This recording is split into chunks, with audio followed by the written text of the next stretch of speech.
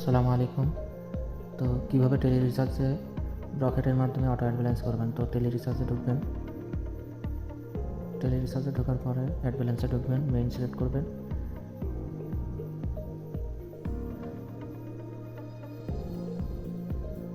এরপর rocket select করব, 50 টাকা অ্যাড ব্যালেন্স করব। তো এই নাম্বারে আমি টাকাটা পাঠিয়ে দিব।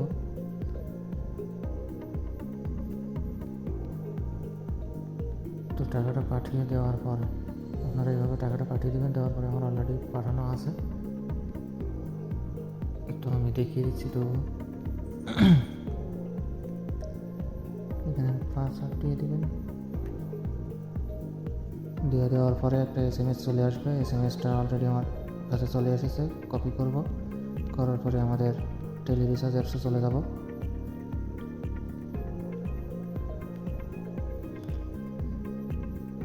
এরপরে আপনি ট্রানজ্যাকশন আইডিটা কপি করছেন, এটা ওখানে পাঠিয়ে দেবেন। দেওয়ার পরে ভেরিফাইতে চাপ দেবেন। টাকা কিন্তু আমার অ্যাকাউন্টে সরাসরি 50 টাকা অ্যাড হয়ে গেছে, লাইভ দেখতে পাচ্ছেন।